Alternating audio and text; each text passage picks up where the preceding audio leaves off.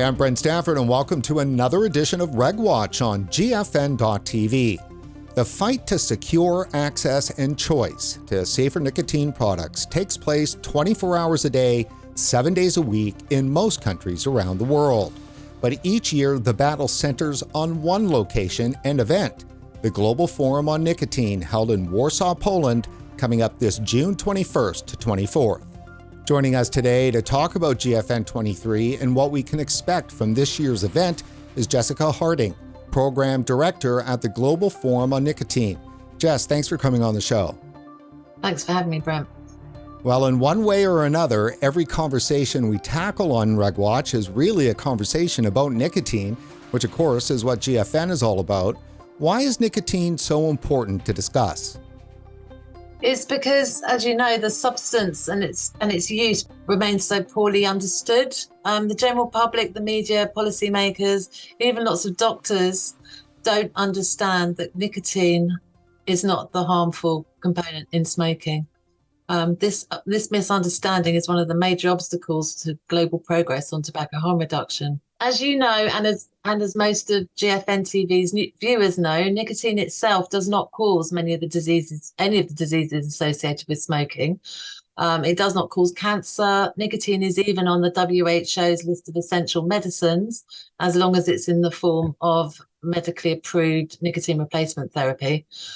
Products like vapes, pouches, snus, and heated tobacco deliver nicotine to people who either cannot or who do not want to stop using it in ways that are significantly safer than smoking. But until people get a better handle on what nicotine is and what nicotine isn't, and what it does and doesn't do, we're going to remain at something of an impasse. So this is the 10th year for the Global Forum on Nicotine. Tell us about how it got started and what the event is.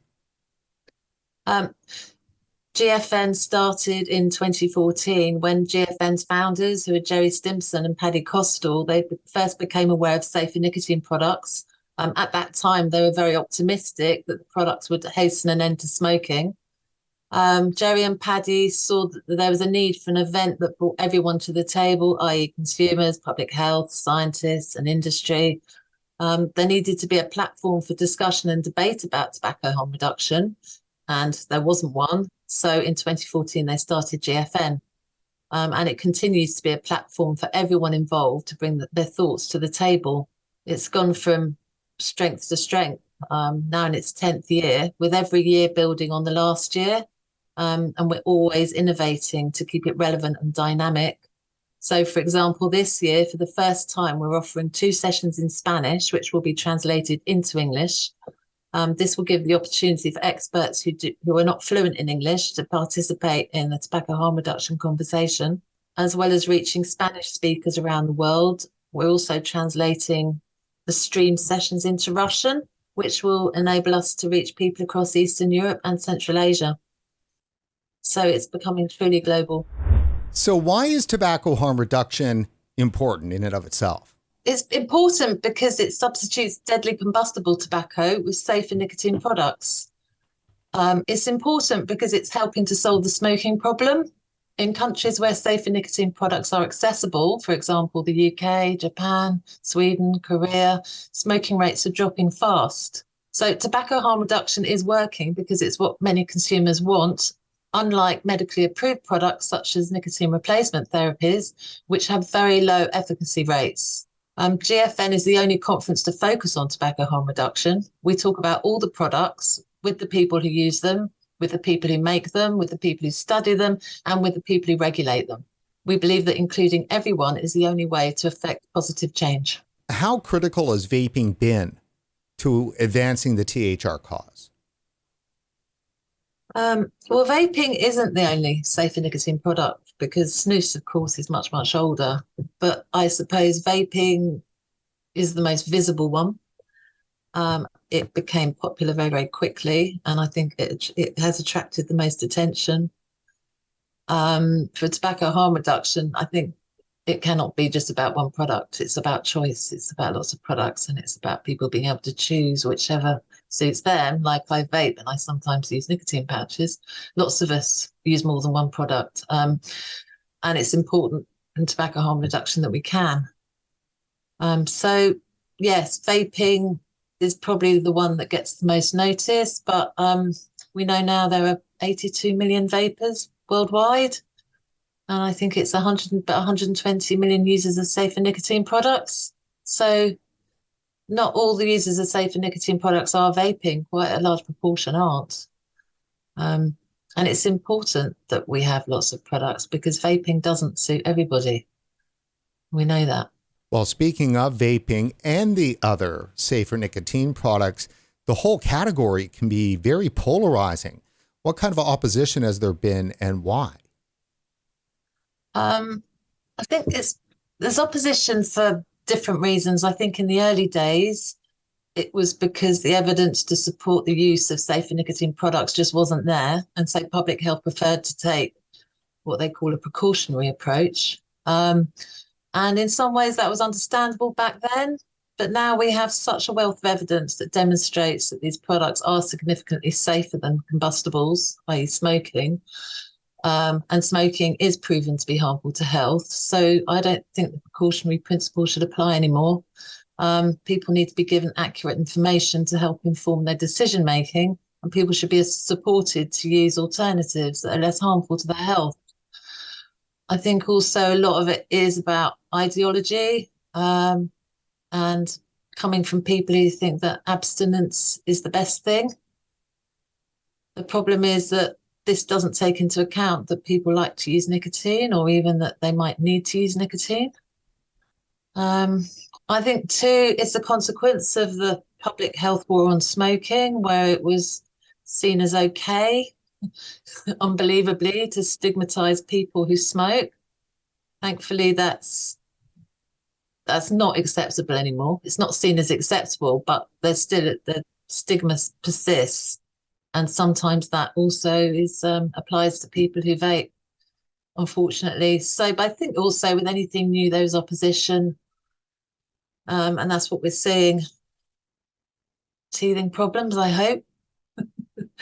So that's why having forums such as GFN, which are open to everybody to have constructive conversations, is key to hopefully improving understanding and tackling that opposition. Is focusing on science then an important response that GFN is deploying in order to address the polarization?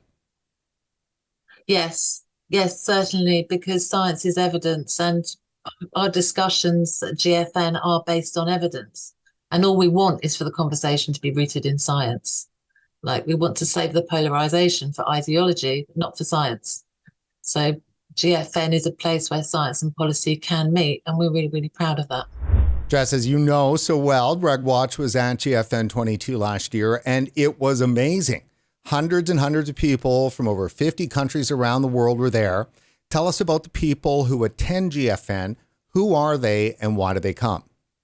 Actually, it was over 60 countries. And this year, I wouldn't be surprised if it wasn't even more, because there is huge interest in coming to GFN this June. We are so busy. Honestly, the conference organisers are flat out already with 2 months to go.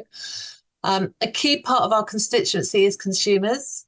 And we're really, really proud that consumers often call GFN their home, because for many people who are advocating in tobacco harm reduction, GFN is the only time they get to be in a room with someone else, with other advocates, and people really, really value that. And I'm speaking as a consumer myself, who first visited GFN in 2017 as a consumer advocate. And it's lovely every year meeting my friends and making new friends. Why is the consumer part so important? Because the consumers are the people who use the products. The consumers are the people who want the products. And to some extent, consumers are also the people who develop the products. Jess, I know the answer to this question, but let me ask it. I mean, are consumers involved in the decision-making in regulations and whether or not these products are accepted around the world, or do they have little voice? It varies.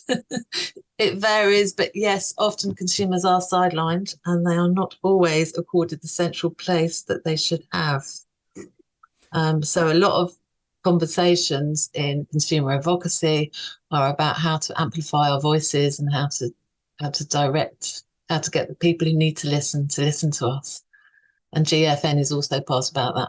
I wanted to bring up that, the people that have come on this series, this partnership that RegWatch has got with GFN, we always ask them, why is GFN important? And almost every single time they mention the consumer. I think GFN is important, not just because it affords a central place to the consumer, but it provides a forum for everybody to come together. So it's consumers with industry, with regulators, with politicians, with anyone who's involved in safer nicotine products, basically. What about big tobacco? Are they there? Yeah, big tobacco are there too. Manufacturers of safer nicotine products attend GFN because it's important that they also get to hear from other stakeholders present and that they contribute to the discussions. This includes traditional tobacco companies that are now active in producing safer nicotine products. It also includes lots of independent companies. And like I said before, we want all the stakeholders present because we feel that this is the key to moving tobacco harm reduction forward. And that includes big tobacco. What about the speakers and the topics over the years? And, let's start talking about the theme for this year. We have a lot of speakers, and I think it's safe to say that we've heard from everyone who is someone in the THR debate over the years. And we've had 9 previous conferences, so that's a lot of people to choose from. We always try to respond to the current challenges and opportunities in tobacco harm reduction with our programme. And something we're really proud of is that On Lick, who was the inventor of the modern e-cigarette, spoke at one of the earliest GFN events and continues as a patron of GFN. We always mix old and new, so there are familiar faces at GFN every time alongside exciting new speakers, which makes for a really dynamic programme. And this year we've got some really, really interesting new speakers. And what I always love so much about the GFN events is the great themes and taglines. In the past, when we've had Patty on RegWatch, we've kind of gone through them. This year, the theme is tobacco harm reduction the next decade. What can you tell us about that?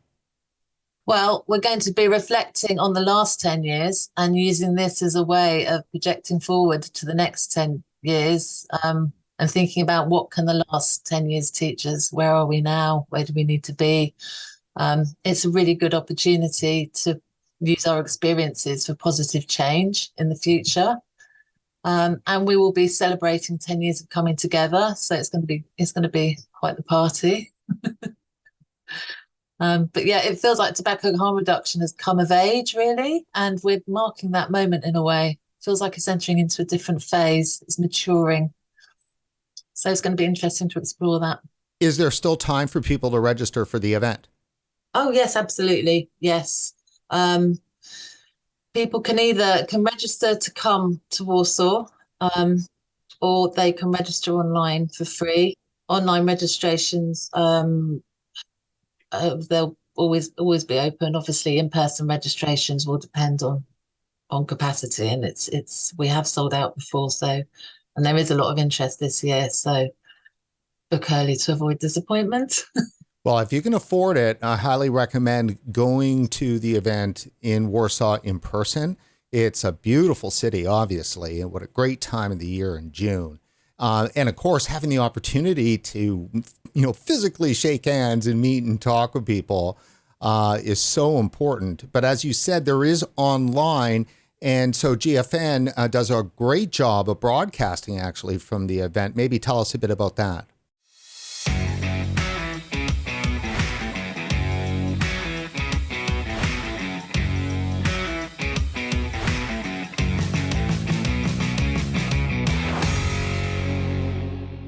We'll be streaming every day. We won't be streaming every session, but we will be streaming most sessions. And as I mentioned, it's free to register to watch those sessions. If you're joining us online, you can participate. There's a chat that you can participate in, and you can also put questions to go forward to the hosts and the panelists in the actual room. And we always make sure that we ask a lot of online audience questions. And if you're streaming, you'll be able to access the translations, the simultaneous translation into Russian and Spanish. So tell us about the agenda for the upcoming GFN 23. What's scheduled to happen? Well, it's quite fun packed and it's intense. This year, GFN is for 4 days.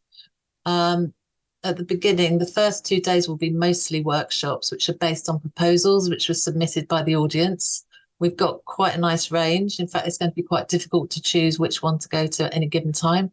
And people have already been commenting about that.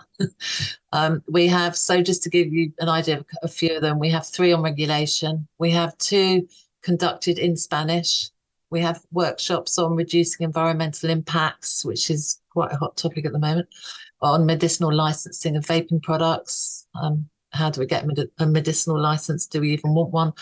On barriers to quitting, and on tobacco industry transformation in LMICs. Why doesn't it not seem to be reaching LMICs, basically?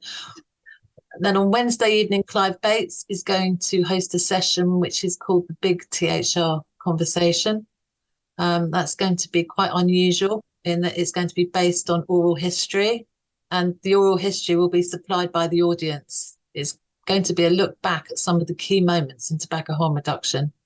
And we're really excited about that because very little of our tobacco harm reduction history has been recorded at all. There's stuff that just is not written down. So it's a really exciting opportunity to change that and to make sure it gets recorded. Then on Thursday evening, we have the Michael Russell Award and the Michael Russell Oration, which will be given by Roberto Sussman. He's going to be giving a critical evaluation of tobacco and nicotine science, which is going to be a really, really good start to the main programme. Then after that, we have the conference party in the evening on Thursday, which is really good fun, and that is free to everyone who's registered for the in-person event in Warsaw. Then Friday and Saturday sees the regular GFN programming, which for that we have 2 keynotes, 3 plenary discussions, and 4 parallel panel discussions. What panel or keynote presentation has you the most excited? Well, both keynotes are exciting. Sarah Cooney is going to be telling us about the politics of scientific publishing, which has a huge effect on tobacco harm reduction. And Paul Newhouse is going to be talking about potential benefit, telling us about the role of nicotinic systems in brain disorders. And I haven't discovered anyone who can say nicotinic yet. And the panels are going to continue the science focus with we've got, most of them are about science. We've got one on 10 years of science, what have we learned, and another one on science, regulation, and morality. And I should say that for the panel discussions, no presentations get shown during the actual session. That's devoted to discussion and involves a lot of audience questions. So instead, the panelists submit presentations in advance, which are made available to the audience to watch ahead of the session. So people should keep an eye out for those. So that's interesting. So then you can look forward to real-time receiving and engaging in discussion with the presenter, because the actual presentation was made available beforehand.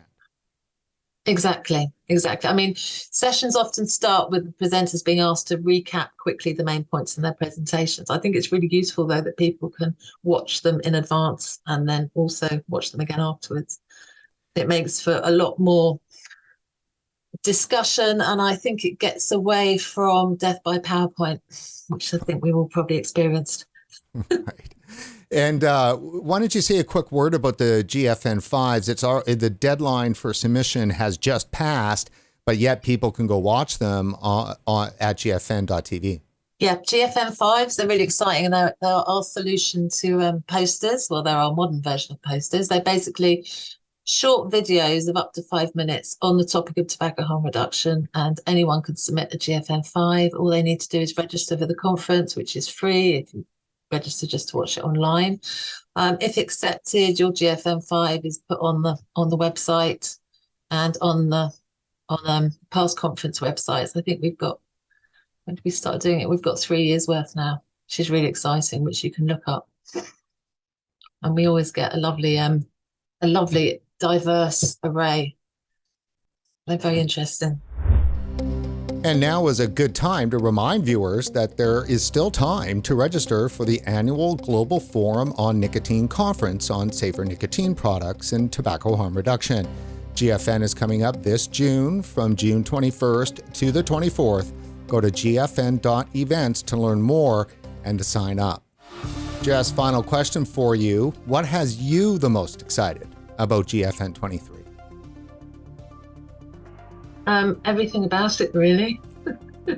Most especially seeing people that I haven't seen for a year and meeting new people. I'm really excited about the program. I think it's one of the best yet.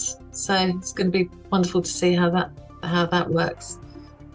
Good people, good presentations, good food, good drinks. Yeah, what's not to like? See you in Warsaw.